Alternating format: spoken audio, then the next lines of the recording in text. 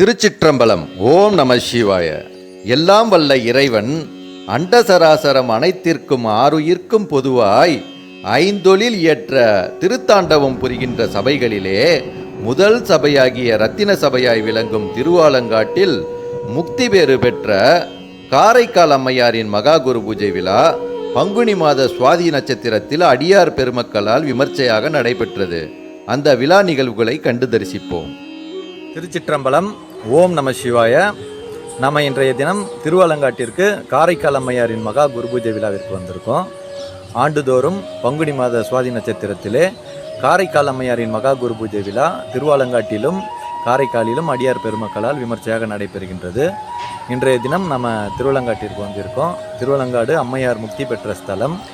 தோற்றமில் பரஞ்சோதிதன் வாய் திறந்து ஆற்ற அன்புடன் அம்மையே என்னுமோர் பேற்றை முன்பெற பேயுரு வைத்திய சாற்றரும் புகழ் காரைக்கால் தாயை வணங்குவார். புரியும் பஞ்சஸ்தபைகளிலே இரத்தின சபையாக விளங்குவது இந்த திருவாலங்காடு திருத்தலமாகும்.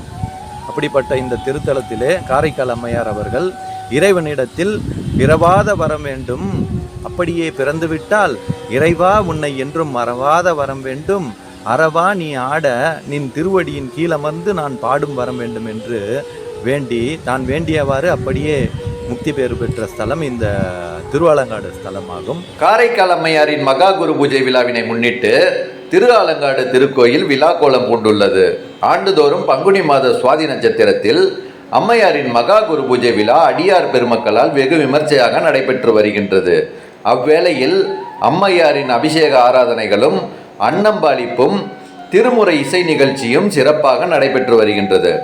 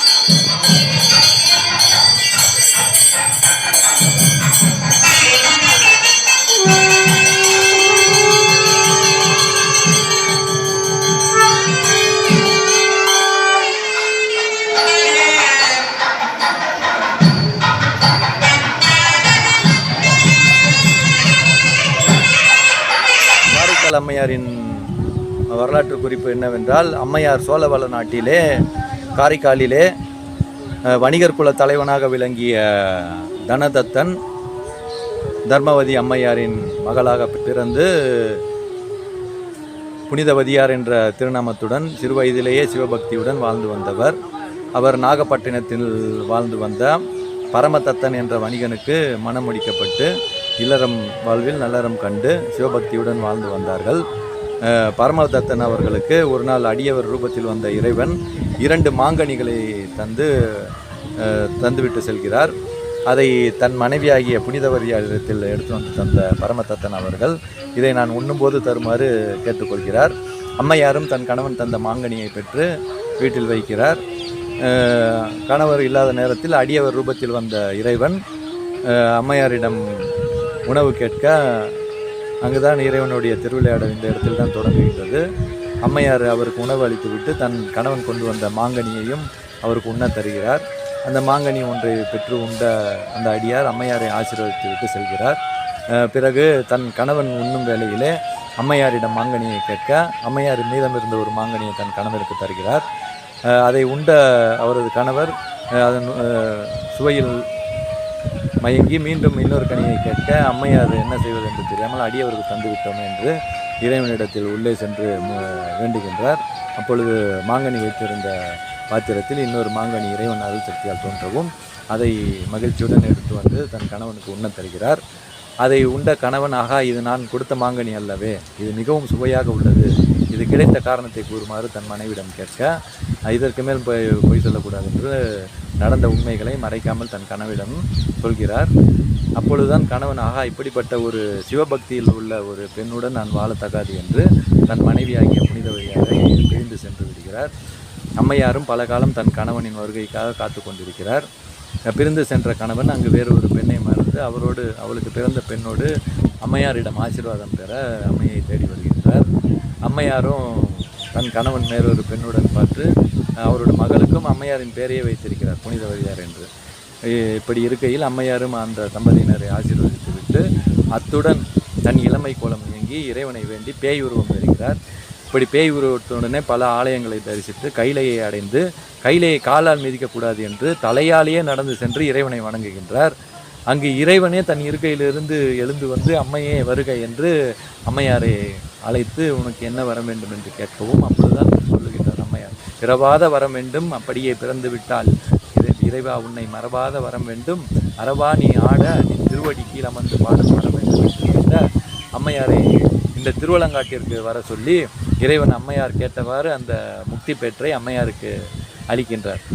அப்படிப்பட்ட திருத்தலம் தான் இந்த திருவலங்காடு.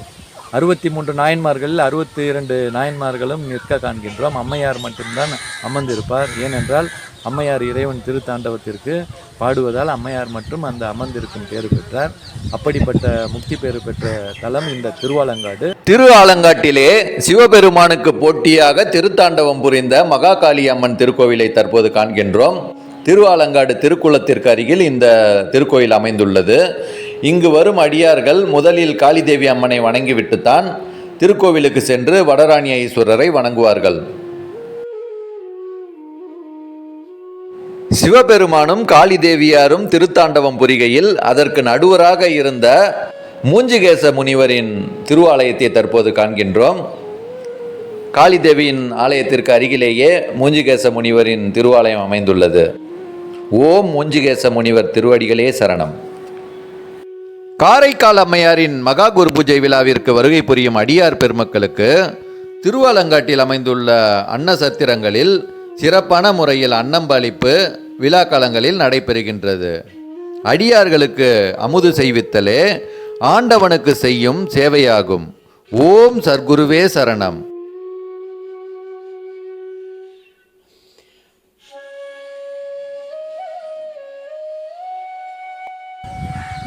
தொன்மை வாய்ந்த இந்த திருவாலங்காட்டு திருத்தலத்திலே எழுந்தருள் பாலிக்கும் வண்டார்குழலி அம்மை உடனுரை திருவங்க ஆலங்காட்டு அப்பர் மீது காரைக்கால் அம்மையார் பாடிய பதிகங்கள் மூத்த திருப்பதிகங்கள் என்று போற்றப்படுகின்றன. ஏனென்றால் திருஞான சம்பந்த சுவாமிகள், திருநாவுக்கரசர் சுவாமிகள், சுந்தரமூர்த்தி நாயனார் பாடிய தேவார பதிகங்களை எல்லாம் விட அம்மையார் பாடிய பதிகங்கள் காலத்தால் மூத்ததாக உள்ளதால் மூத்த திருப்பதிகம் என்று போற்றப்படுகின்றது. அப்படிப்பட்ட அம்மையாரின் திருப்பதிகங்கள் மிகவும் போற்றத்தக்கவை. இந்த திருவலங்காட்டிலே திருஞான சம்பந்த சுவாமிகளும் திருநாவுக்கரசர் சுவாமிகளும் சுந்தரமூர்த்தி நாயனார் சுவாமிகளும் எழுந்தருளி தேவார பதிகங்களை பாடியுள்ளார்கள். பட்டினத்தடிகளும் திரு அருட்பிரகாச வள்ளலார் அடிகளாரும் அருணகிரிநாதரும் இங்கு வந்தருளி பல திருமுறை திருப்பதிகங்களை பாடி அருளி அணி செய்துள்ளார்கள். அப்படிப்பட்ட பாடல் பெற்ற ஸ்தலம் திரு ஆலங்காட்டு திருத்தலம். ஓம் நம சிவாய. திருச்சிற்றம்பலம்.